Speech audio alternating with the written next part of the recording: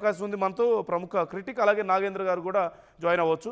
ముందుగా నటికుమార్ గారు, నేను ఇంట్రడక్షన్లో చెప్పిన విషయాల్లో ఏమైనా తప్పులు ఉన్నాయా? నేను ఒకటే, సరే ఏం జరిగింది అనేది నేను అంటే అవమానం జరిగిందా లేదా, ఇప్పుడు ఎందుకు మాట్లాడుతున్నారు, అప్పుడు ఎందుకు మాట్లాడలేదు, కొంతమంది అప్పుడు అంటే అక్కడ ఉన్నవాళ్ళు కూడా, సభ్యుల్లో ఉన్నవాళ్ళు కూడా మాట్లాడకపోతే ఎంత పెద్ద రాజకీయం జరిగింది దాని చుట్టూ, ఎంతమంది అభిమానుల మీద ఎఫెక్ట్ చూపించింది, ఎంతమంది బాధపడ్డారు, ఎంతమంది ఒకరి మీద ఒకరు విమర్శలు చేసుకుని ఎంత గందరగోళం జరిగింది, ఇవన్నీ ఒక ఎత్తు అయితే, సార్ ఒక్కటే మాట సార్, స్ట్రైట్గా సినిమా ఇండస్ట్రీ వాళ్ళు రాజకీయ నాయకుల మీద, అది ఏ పార్టీ అయినా సరే, గత వైసీపీ అయినా సరే, ఇప్పుడు కూటమి ప్రభుత్వం అయినా సరే, మాట్లాడలేక భయపడి సైలెంట్గా ఉంటున్నారా? ఇంక్లూడింగ్ స్టార్స్, ఇంక్లూడింగ్ పెద్ద పెద్ద స్టార్లు, ప్రొడ్యూసర్లు కూడా. సినిమా ఇండస్ట్రీకి ధైర్యం లేకపోవడం వల్లే సినిమా ఇండస్ట్రీ చుట్టూ ఇంత రాజకీయం జరుగుతుందా అసలు? ఇప్పుడు ఒకటండి, మీరు చెప్పినవన్నీ నిజాలు, వాస్తవాలు. నిజం మాట్లాడితే, మా సినిమా వాళ్ళు నిజం మాట్లాడితే ఎప్పుడో బాగుండు. మా సినిమా కలెక్షన్లు ఎంత నిజం ఉంటాయో మా వాళ్ళు నిజం అంతే మాట్లాడతాం, అంతే. ఇంకా దానికి మీకు ఆన్సర్ అవసరం లేదు. అది రెండోది ఏంటంటే, అది ఏ పార్టీ, ఆ పార్టీయా, ఈ పార్టీ, ఆ గవర్నమెంట్, ఈ గవర్నమెంట్, ఏ గవర్నమెంట్ లోని మాట్లాడరండి. మీకు 3 విషయాలు నేను చెప్తా.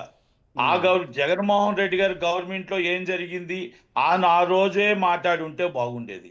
ఉదాహరణకి ఇప్పుడు కావాలంటే ఒక్కసారి ఆన్లైన్ లో కొట్టండి. ఆ రోజు అయిపోయిన తర్వాత వచ్చి బయట త్రిబుల్ ఈవెంట్ లో కర్ణాటకలో మాట్లాడింది రాజమౌళి గారే. రాజమౌళి గారు ఒకటే చెప్పారు, అంటే నేను 3 విషయాలు చెప్తానండి. ఒక మెట్టు మా కోసం కిందకి దిగి, మా కోసం, మా ఇండస్ట్రీ కోసం, మా అందరి కోసం చిరంజీవి గారు, ఈ జీవో వచ్చిందంటే, ఈరోజు సినిమా రిలీజ్ అవుతుందంటే అది చిరంజీవి గారే. ఆయన గొప్పగా చెప్పుకోవడం ఒప్పుకోరు కానీ, ఆయన పొగడ్డం ఒప్పుకోరు కానీ, ఇది నిజం, నేనే ఉన్నాను అని మాట్లాడింది వాస్తవం. అది త్రిబుల్ రిలీజ్ అప్పుడేనండి, జీవో వచ్చినప్పుడే అయిపోయింది. రెండోది, ఆ బయటకు వచ్చిన తర్వాత మహేష్ బాబు గారు మాట్లాడారు ఒక మాట, సార్ నేను మీకు థ్యాంక్స్ చెప్తున్నా, ఇది మీరు లేకపోతే అవ్వదు, ఈ క్రెడిట్ మీది, ఈ జీవో మీది, ఇది అమేజింగ్ సార్ అని చెప్పి చిరంజీవి గారిని పొగడ్డం మీరు ఒకటి చూశారు. ఇది అయిపోయింది. నేను దాంట్లో ఒక్కసారి నేను 2 నిమిషాలు చిరంజీవి గారి కోసం చెప్తానండి, తర్వాత ఇవన్నీ మనం వెళ్దాం. ఎందుకంటే ఒక్కటండి, ఆయన శత్రువునైనా ప్రేమిస్తాడు, శత్రువునైనా మిత్రుడుగానే భావిస్తాడు. ఆయన మంచిని చెప్పమంటాడు, చెడుని వదిలేయమంటాడు. మంచిని చెప్తాడు, చెడుని వదిలేయమంటాడు. నెంబర్ 1. ఎందుకంటే అక్కడ మంచి జరిగిందే చూడండి.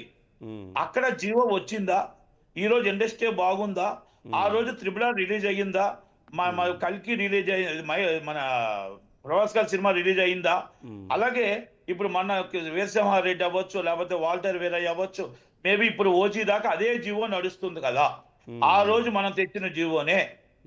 కనుక అది తీసుకుందాం. మంచి చెడుని ఎందుకు మీరు భావిస్తూ అక్కడ మంచిని ఎందుకు పక్కన పెట్టేస్తారు అనేది ఒకటి.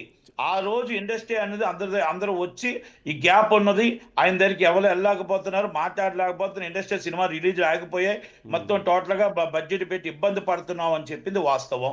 ఆయన పేరు నాని గారితో మాట్లాడింది వాస్తవం. ఆ లెటర్ లో మళ్ళా లంచ్ కి రమ్మనేది వాస్తవం. ఆయన స్వాగతించి కూర్చోబెట్టి చక్కగా ఫ్యామిలీతో చక్కగా చూసింది వాస్తవం. ఆ రోజు అదే దాంట్లో డిస్కషన్ చేసింది వాస్తవం. ఆ డిస్కషన్ చేసిన తర్వాత పేరు నాని గారు 5గురిని రమ్మంటాం, 10 మంది వస్తామని చెప్పడం వాస్తవం. అది బయట నుంచే, కోవిడ్ ఉంది కాబట్టి బయట నుంచే నడిపించుకు రావడం అనేది వాస్తవం. కొంత అవమానం జరిగిందా, ఏం జరిగిందా అనేది పక్కన పెడితే, అక్కడ మాట్లాడి మా ఇండస్ట్రీ కోసం ఒక మెట్టు కిందకి దిగి, ఇండస్ట్రీ కోసం జీవో పాస్ చేయడం కోసం ఆయన మాట్లాడి, నమస్కారం పెట్టి, ప్రతి నమస్కారం లేకపోయినా మాట్లాడింది వాస్తవం. ఇది నిజం, దానికి ఎవరు అవునన్నా కాదన్నా. కానీ నమస్కారం ఎవడు పెట్టమన్నా కండిషన్ పెట్టారా? కాదు చిట్టిబాబు గారు, ఒక్క నిమిషం నేను మీకు అవకాశం ఇస్తాను. చిట్టిబాబు గారు మీకు అవకాశం ఇస్తాను, ఒక్క నిమిషం జస్ట్ టైం ఇవ్వండి. లెట్ హిమ్ ఫినిష్,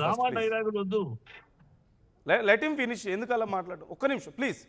ఇప్పుడు నా మాటలైనా అర్థం అవ్వాలన్నా మీ మాటలైనా అర్థం అవ్వాలి. నేనేం చెప్పింది వినండి, డ్రామాలో తర్వాత మీరు చెప్పండి దానికి సమాధానం. అన్నా ఒకటి మన ఇద్దరం డిస్కస్ చేసుకోవడం వేస్ట్.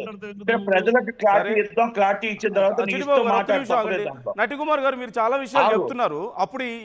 అప్పుడు మీటింగ్ జరుగుతున్న సమయంలో అప్పుడు మీరు కూడా యాక్టివ్గా ఉన్నారు, ఇండస్ట్రీకి సంబంధించి మీరు చాలా సమస్యల గురించి ఇన్వాల్వ్ అవుతున్నారు కాబట్టి అసెంబ్లీలో కామినేని గారు చేసినటువంటి వ్యాఖ్యలు క్లారిటీ ఇచ్చే సందర్భంగా బాలకృష్ణ చేసినటువంటి వ్యాఖ్యలు మనం చూసాం కదా. సో కాదు, నేను ఏమంటున్నానంటే- కామినేని చేసినటువంటి వ్యాఖ్యలు ఏంటంటే, ముందు సినిమాటోగ్రఫీ మంత్రి నేను మాట్లాడతా అన్నారు, లేదు సీఎం గారితోనే మేము మాట్లాడతాం అలా ఎలా అని చెప్పి చిరంజీవి కోప్పడితే అప్పుడు సీఎం వచ్చారు.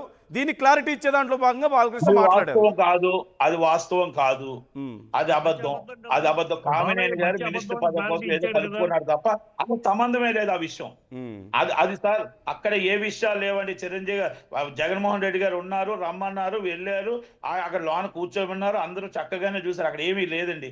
కాకపోతే ఏంటంటే అవమానం అనేది సెలబ్రిటీస్ కి కొంచెం అవమానం జరిగిందని ఫీలింగ్ అయ్యింది. వాస్తవం అండి, అవన్నీ మనం అంటే అదే చెప్పాను కదండి. ఇప్పుడు ఒక చెడు మాట్లాడుతున్నప్పుడు ఒక మంచి బయటికి వెళ్ళిపోతుంది. అవమానం జరగలేదని నేను ఆర్ నారాయణమూర్తి కూడా చెప్పాడు. ఇంకా అబద్ధాన్ని ప్రచురం చేసి అయిపోయింది, బెనిఫిట్ పొందేశారు. ఇంకా మళ్ళీ ఇంకా అది కాదండి, నిజాయితీగా మాట్లాడదాం.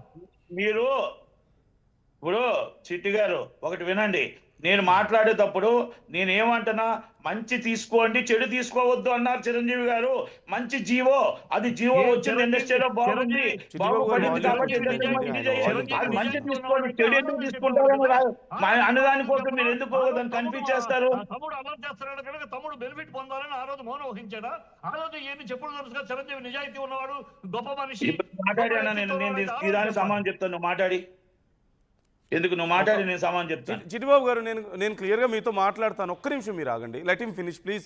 యా, మీరు మాట్లాడితే అర్థం అవుతుంది. వచ్చాను కాదన్నయ్యా, నువ్వు మాట్లాడు, నేను ఆగుతాను. ఎందుకంటే ఎవరో ఒక్కరు మాట్లాడి దానికి సమాధానం చెప్తే అర్థం అవుతుంది. ఇప్పుడు నా అభిప్రాయం నేను చెప్తాను అన్నయ్య.